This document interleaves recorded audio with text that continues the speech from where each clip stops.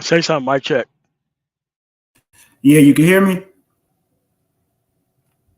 Mitchell, say something. Yeah. Yeah, can you hear me? I can hear you. Can you hear me? Uh, Hear you. you can't hear me? What in the world? Hold on, MOT. I don't know why it's not. Hold on. Let me come out and come back in.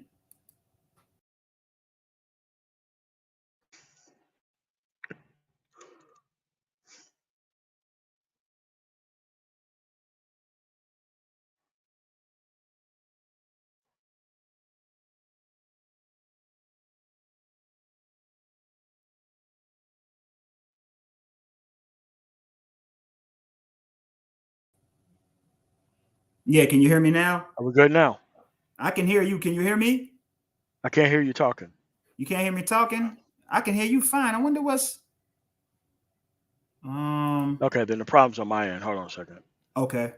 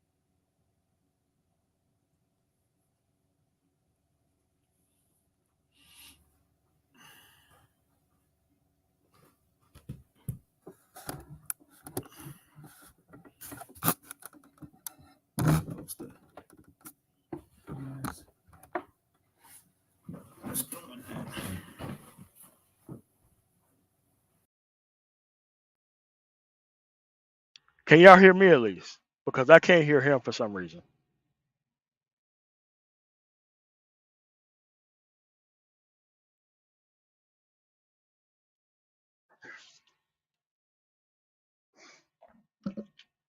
I can't stand this fucking stuff.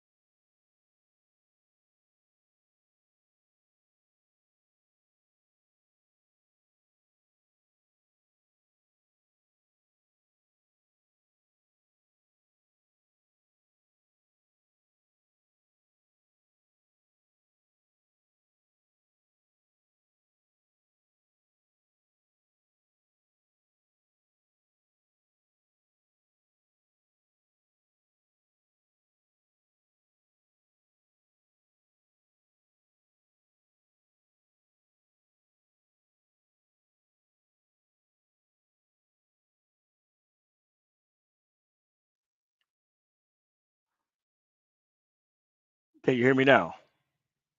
I can hear you. Can you hear me? Still can't hear him.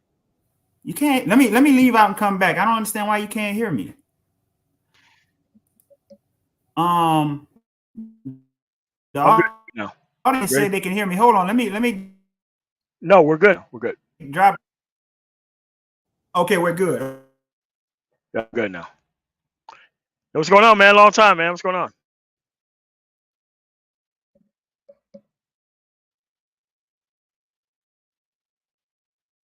Trying to make hay with all this inflation going on. You know what I'm saying? Yeah, man. I want to welcome you coming through. We had a situation going on Mm-hmm. earlier that we need to talk about. All this wild speculation going on about the president and his situation Mm-hmm. in Pennsylvania. I think we need to wait on law enforcement to do their job. As a person who have done security for the president when I was in the Air Force, Mm-hmm.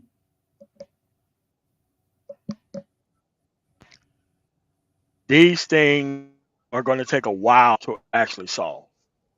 They're Right. not easy as one, two, three, and all this wild speculation is just for clicks and views. Right. And none of these people are experts on anything, Mm-hmm. and they're really not a part of the process at all. Right. So let's just move on with the interview, man. So Right. what are your Right. comments on it thus far? So what are Well, your well, comments on it thus well. far? My thoughts and prayers are obviously with candidate Trump.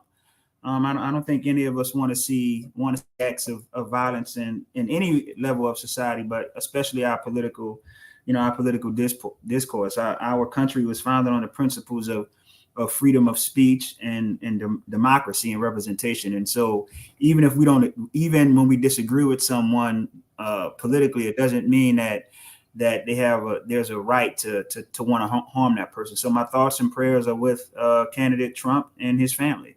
I wish him the best. I hope he has a speedy recovery and gets back on the campaign trail. I mean, Mm-hmm. the most up to date information is that he is okay. Mm-hmm. So, um, so let's just move along with the interview. Okay. All right. So, why did you decide to run for office? If you can, Well, this is how I quantify the politics. It's like a game of hide and seek. When you was a kid, you played hide and seek. It's not that fun if it's just one or two of you. The more people play, the funner it is. So, politics is a thing where the more the merrier. And I think that our political process works best the more that, people are involved and engaged in it, and the more that, working people, working men and women throw their ring in the hat and say, you know what, I'm gonna go ahead and give it a crack. And I wanted my wife, my family, my friends, and my children see me, vying to serve the public interest. And so that's why I decided to throw my hat into the ring.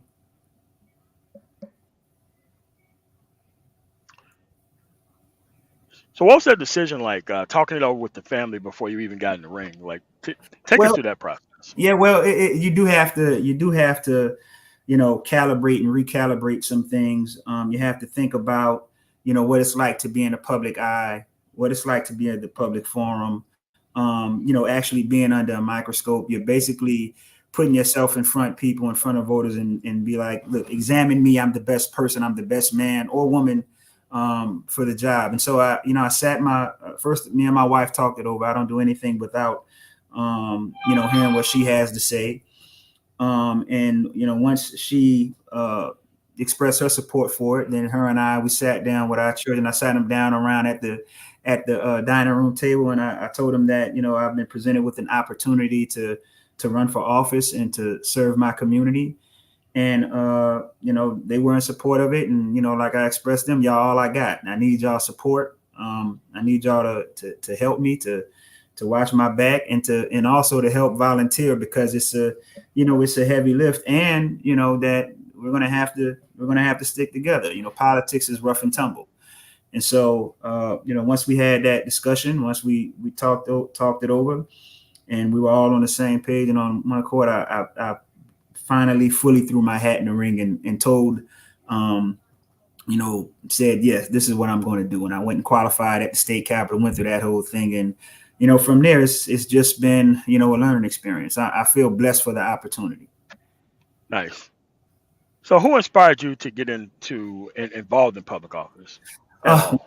well, honestly, if I'm going to be quite honest, I'm going to have to say the incumbent, my predecessor. And she is a Republican. But what I found inspiring about her and her foray into public office is she's a working mother, young mother, her and her husband, and they have a growing family. But she's up there at the state capitol every day fighting for residents of this district. And you know, even though I may be running as a Democrat, I couldn't see anything, any adverse effects of what she was pushing for at the state capitol. She was very pivotal in passing a landmark piece of legislation for the state, which is prioritizing the safety of children. And as you know, brother, I'm a family man. I love children, and I have grandchildren, and to see her get up every day and as a working mother fight for men and women of this district, whether they were Republicans or Democrats or whether they voted for or not, I said, well, then I can be doing that. I need to do more. And so I just draw my inspiration from her. And then also too, I draw inspiration from my dad. My dad was he wasn't a rich man, but he was a wise man, and he was a hardworking man. And the one thing that he always taught me is that we don't fight only when we think we can win. We fight when we know we're right. Even if it means we're going to lose, we still fight. And so with that at the back of my mind, those are the two people who have probably had the most impact in inspiring me to seek this office. Nice. Mhm. I mean, this is a nationwide issue. Mississippi just put their hand in the ring about this gerrymander. But how do you feel about the gerrymandering in your district? Well, I think gerrymandering, unfortunately, the other side has made that decision to gerrymander. I think gerrymandering is a cynical approach to politics. I think on a certain level it does disenfranchise voters. But with that being said, the way the founding fathers set this thing up, it allows for gerrymandering, and so they kind of stack the deck a little bit in their favor. But look, even a rigged game is fun to play, right? And so if I had my brothers, we wouldn't do gerrymandering, but it kind of is what it is. And look, I'm not so arrogant to think that voters are just one dimensional. I think most voters vote for the person that they feel is the best for the job. And even with the district being gerrymandered, I still have a fighting chance to make that appeal and make that pitch. It's not about Republican or Democrat. It's not about white or black. It's about who's the best person for the job and who's best suited to represent the interests of the district and the needs of the residents here in District 81. And that's what I intend on doing.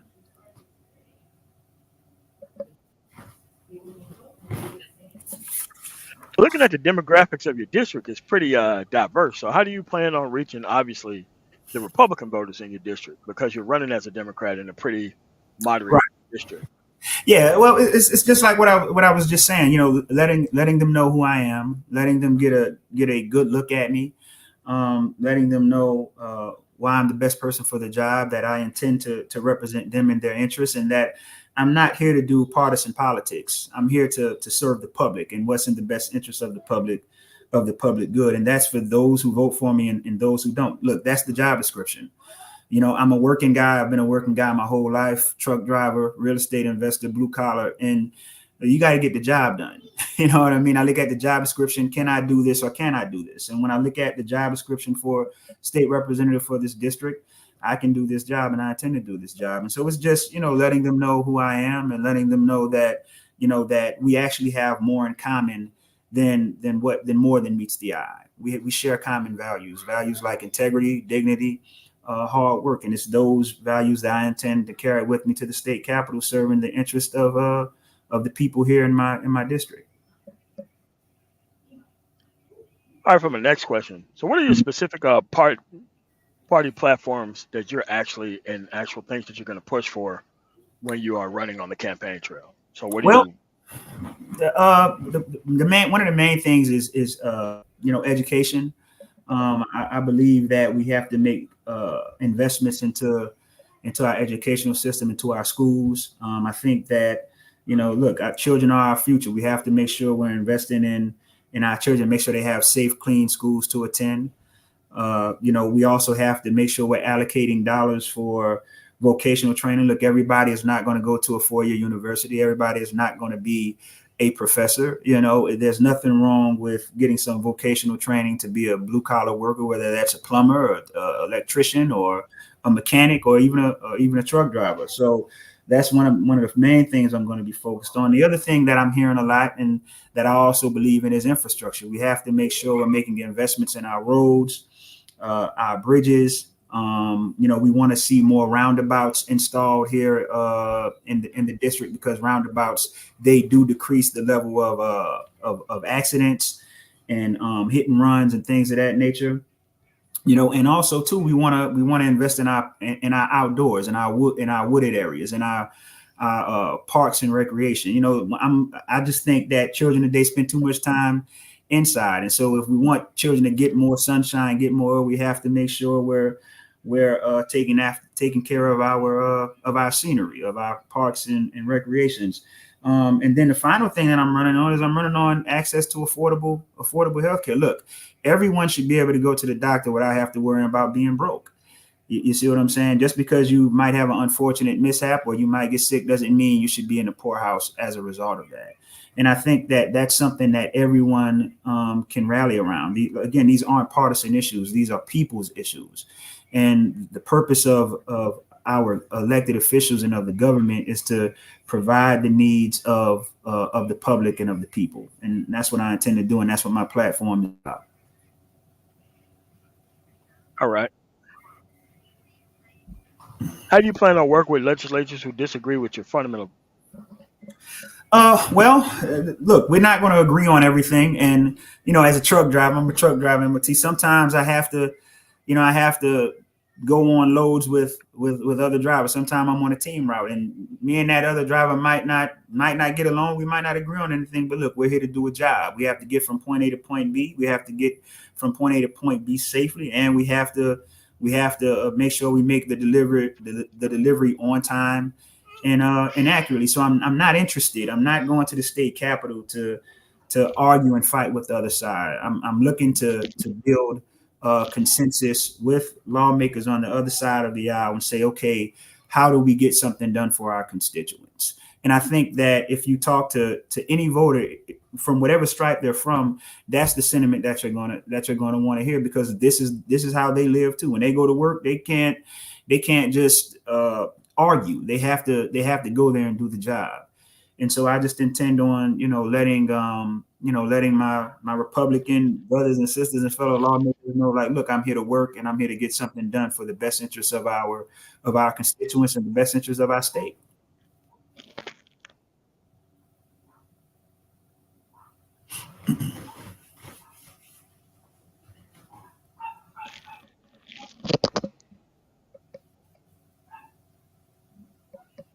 MOT, you there? Yes. Okay. My next question, and I really don't like this question, but it's a question that I'm pretty sure that you would have to handle on the campaign trail. Okay. Yeah, I'm still here. Right. It's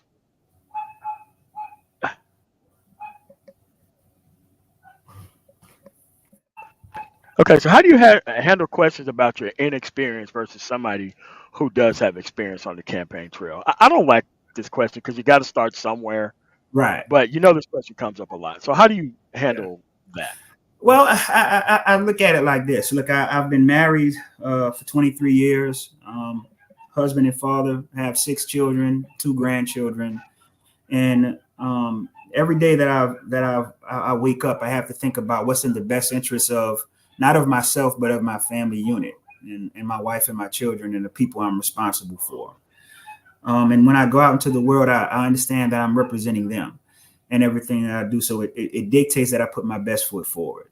And so being a family man in many ways I would argue, I have a unique experience for this position, because the way I look at it, when I'm elected to the state capitol as a representative, I'm just expanding my family. We family now, because when I get up every day, I have to think about the people who sent me to the state capitol. I have to go and advocate and fight for them and put my best foot forward in representing them. And I think if people look at my, my personal background and the way I've raised my family and look after my family, take care of my family, I'm pretty good at what I do. All right. So for my next question, so what bills do you currently support in the Georgia General Assembly? Okay, thank you for asking that question. That's a good question. Well, first of all, the heavy is House Bill 409, which is Addie's Law. It's something I alluded to earlier when I was talking about the incumbent Republican who passed landmark legislation for the state. And this law, it provides for stiffer penalties for individuals who, circumvent or go around school buses. And obviously, this bill came into fruition because there was an unfortunate situation with a little girl who was unfortunately lost her life because of that type of situation. And the incumbent Republican, when the family reached out to her, she felt compelled to do something about it. And that is the type of leadership that I was talking about earlier, in how you serve your constituents and serve the public good. And this was a law that wasn't, even though it happened in our district, it's statewide. So this protects children statewide, and it puts stiffer penalties on those individuals who think they can put our children in harm's way by circumventing, the bus stop sign. The other piece of legislation that I support is House Resolution 1252, which is a economic stabilization package.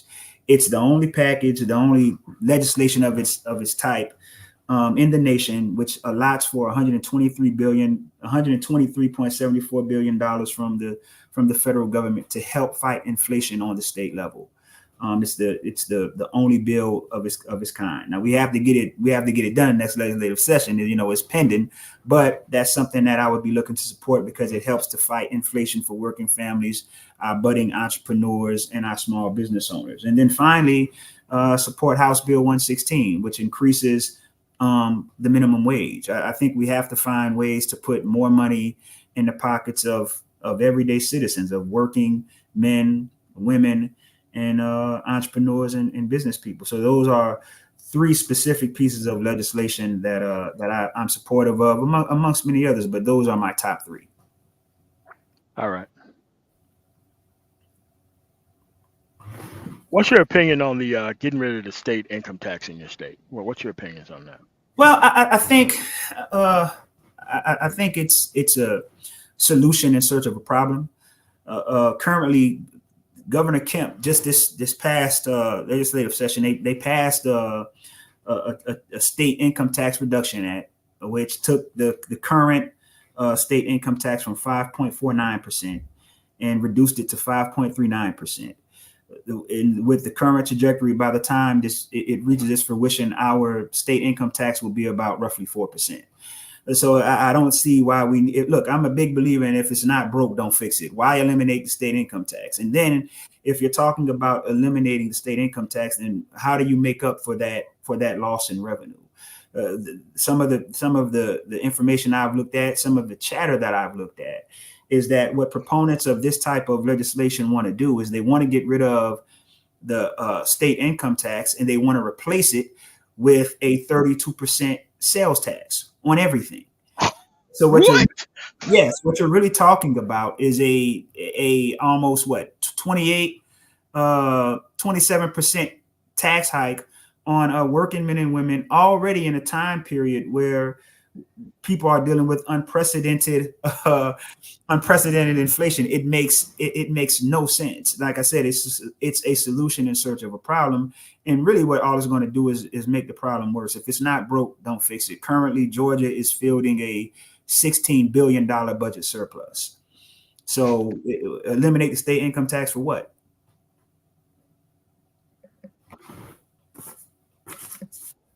Wow. Everybody know those fees are going to go up in every other area, right? Exactly. Those fees never go away. Right. You have to make up for that somewhere, and they're going to make up for it by increasing the sales tax. That's what many of the proponents of that type of legislation are supportive of. They want a flat state sales tax of 32%. That's what I've been hearing, and some of the information I've come across and read it indicates that much. So what you're actually talking about is a net tax hike on citizens of the state. Wow. They don't understand. Like, if you quit your job, you have a 100% tax cut, but your bills don't stop, though. Right. And it's hard to get people to understand taxes. Right. It's like I said, it's a politician or politicians proposing solutions and in the search of a problem. We don't have a problem with our income taxes in the state. The governor just passed the law reducing it, and it's on trajectory to be as low as 4% in the next coming years. So we reduce it for what? I get rid of it for what? You know what I mean? And then you're talking. The only other thing you can do is, and then I'll just be honest. That's going to even cause more inflation. That's going to cause more inflation because when corporations and merchants know that consumers have more money in their pocket, they're going to go up on their prices. Here's what I'm saying. That's just how it goes, man. It's going to go up on your prices. That's one of the things that causes inflation. When consumers have more money in their pocket, the prices of goods and services go up because the purpose of corporations and merchants is to make money. So it doesn't make any sense. Wow. It's wow. Right. Ain't that something? And it's almost like you have to take people through an economics lesson to bring them up to speed on how tax cuts work. Exactly. I mean, people should know by now, and they can look at other states. Like my home state of Mississippi is trying to get rid of their state income tax. Right. Yeah, it's ridiculous to be honest with you. I mean, if we want the kind of good look, taxes exist to provide services for the citizens. That's why we pay taxes. And if we want roads and bridges, and we want sewage, and we want sanitation, and we want parks and recreation, and we want to be able to enjoy a quality of life in a first world nation, it's not free. We have to pay for this stuff. To me, the main thing that I would be more focused on is finding ways to where we can create tax incentives, grants for entrepreneurs, small business owners, and find ways to put more money in the pockets of working men and women, like increasing the minimum wage, like House Bill 116 aims to do. And what's funny about this is the types of politicians who would support eliminating the state income tax are also the types of politicians who would reject House Bill 116, which wants to put more money in the pockets of working men and women. Make it make sense. Yeah, I think people are tied to this idea that tax cuts create jobs, which that should be a prosecutable offense. If you cannot prove that, I mean, that is conspiracy to commit tax fraud in my eyes. It should always been a prosecutable kind of idea. Yeah. I mean, just look at nature. Most things in the world, they grow from the bottom up, and that's the same way with our economy. We know that consumer sentiment and consumers being able to purchase goods and services is what creates growth and what creates jobs. So if you're an entrepreneur and now you have more demand for what you're selling, well, now you need to bring on more people to kind of meet those needs to supply for that demand, as opposed to this top-down economic theory that Republicans have been running on since the age of Reagan, where we're going to just give money to the top earners in society, and somehow these benevolent top earners are then going to take that money and use it to create jobs for everybody else. Come on, man. Like, it wasn't called voodoo economics for nothing. That's just not the way economy works. It's supply and demand. You need the consumers who have the financial wherewithal to spend, and when the more they spend, the more you have to keep up with that. So you have to create jobs and bring people on who can meet those supply needs for the demand. That's spurring all that. You know what I mean? Come on, it is what it is. We know this. This is not rocket science. That's how it goes. Everything in this world grows from the bottom. When you look at a tree, it grows from the bottom up, man. You look at a person, you start small and you grow tall. That's how it goes, bottom up. I mean, this stuff is just so fundamental to how a society operates and works. Right. And it's like, we keep having to keep going over this for some reason. Right. But let's go to my next question. So, what is the most significant difference between you and your opponent that you're running against, the actual person in this district? Like, what are some of the things that you're going to do that are differently than how she's currently operating?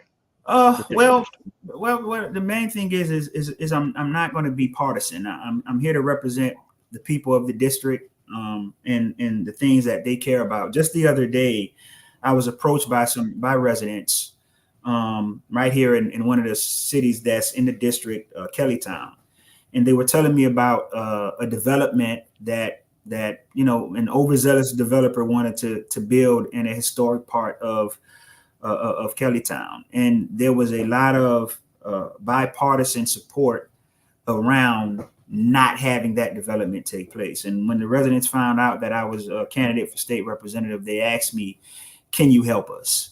What can you do?" And I told them, I'll represent you and speak up for you. And so there was a zoning advisory board meeting Thursday, and so I went to it and I spoke up. I addressed the board, and I let the board know in certain terms what I'm hearing from residents, and that many of the residents in that particular area don't want their way of life being disturbed by overzealous builders and developers. Now, the principal difference between me and my opponent is she was nowhere to be found. And this is the point. The type of candidate you are is the type of representative you'll be. And if when you're facing your most important issues that you care about, and the person who wants to represent you is nowhere to be found when they're a candidate, what you think they're going to do for you when they actually get in the seat? And so the main difference is I plan on being accessible, I plan on being available, and I plan on really doing the job. I'm going to do the job. I'm going to represent my district. I'm going to represent my constituents. I'm going to be approachable. I'm going to have community events. I'm going to have town halls. And when I get in as representative, I'm going to still behave like the candidate I'm behaving like now. I'm going to be engaged in listening to the things that my constituents have to say, even if I disagree with them, because I have to go there and represent them. And just looking at her and her platform, it seems that she doesn't understand what the job description is. It seems that she doesn't understand that. And so the main difference is I'm here, I'm accessible, I'm talking to these voters, letting them know that I care about what they care about. If it's important to them, it's important to me, and I will fight for them at the state capitol, at these board meetings and things of that nature, and really representing them with full-throated support. Yeah, like most of these things are open to the public and most people don't show up. I think it's a great idea to show up to these things and actually be the voice of the people. And like, right. Yeah. It was real, not to cut you off. That was the funny thing, that zoning advisory board was packed. That's how much ambivalence there was to this new development. It was, I've never seen that many people at one of it, because you're right. Normally, it's kind of a ghost town, but no, everybody was in it. That's how important it was to the residents of that particular area of the district. And I was there and spoke up for the residents, and my opponent was AWOL. So that tells you everything you need to know right there. I don't think absentee leadership works with anyone. Exactly. I mean, especially when we have better technology to get connected with everyone. Right. yeah, you weren't there. You were AWOL. You were invisible. But I was there and I spoke up for. They told me about it. If it's important to y'all, it's important to me. That's the job description. Sometimes, when they just drop off that campaign check, it's kind of like out of sight, out of mind. Yeah, they get that get that Oh money. yeah, Get oh about yeah, forget out about of it. there. Yeah, no, I'm not that kind of person. I really care about I just care about people generally. That's just my general disposition. And again, I wouldn't have put my ring in my hat in the ring if I didn't believe in my ability to actually represent the interest of the people of my district. So like I said, that's what I intend on doing. I intend on doing the job. All right. So, where can people get involved with the camp? With the campaign, Uh, well, yeah, the campaign for like phone banking or yeah, donating. I okay, have your actual bio in the description along with your actual website. But right, is yeah, there yeah. any Well, more people can actually do to actually, be invested on the campaign itself? yeah, you can follow me at my Instagram, Mishael White for Georgia. That helps having more followers on there. If people want to phone bank, I don't know how that works. If we can do that really virtually or digitally, but I could use some phone bankers and volunteers. But I'm just going to be honest, MOT. The main thing that I need donations. Look, because I'm a Democrat running in a gerrymandered district. There's not a lot of sentiment that I can actually win, even though what me and my team have looked at is the lay of the land and the dynamics of the race. We have a great chance at winning. But with that being said, campaigns cost money. You have to have money to run an effective campaign. And so if I can get people to donate to me, put some money in the war chest, then we can run the type of campaign we want to run. And what we want to do, what our vision is to win this race, is we want to hold town halls over the next 4 months. August, September, October. Well, actually, that's 3 months, but August, September, October. We want to do a full throated approach with canvassing, knocking doors, and phone banking. But again, all that stuff takes money. So the main thing that I would be looking for from maybe your audience or brothers on YouTube who want to see me win this seat is, I need money. I need some donations, and getting those donations, and now it gives me something to hang my hat on and go back to Democratic operatives in my state and in my county, and be like, look, I have some momentum. I'm raising money. I need you guys to come on and really help me bring this thing home, And so I appreciate you for giving me this opportunity to speak with you and your listeners and your audience, because it hasn't been easy. But again, like I said, what my dad taught me, you don't fight when you know you can win. You fight when you know you're right. And that's what I'm doing. But donations is the main thing I need right now. We getting into general election season. Like this month, next Saturday, I have my official campaign kickoff, right there in Kellytown. Kind of a rallying cry for my, for my fellow Democrats and moderate Republicans who don't want to see a radical in the seat. It's going to be the rallying cry, and I'm gonna talk with them and get them organized and stuff like that. But again, to do these things, it takes money. So I just need donations, to be honest with you.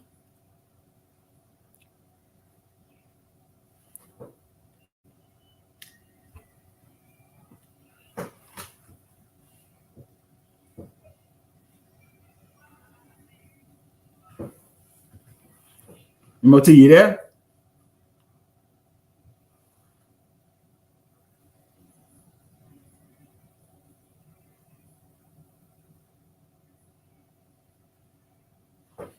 MOT. Y'all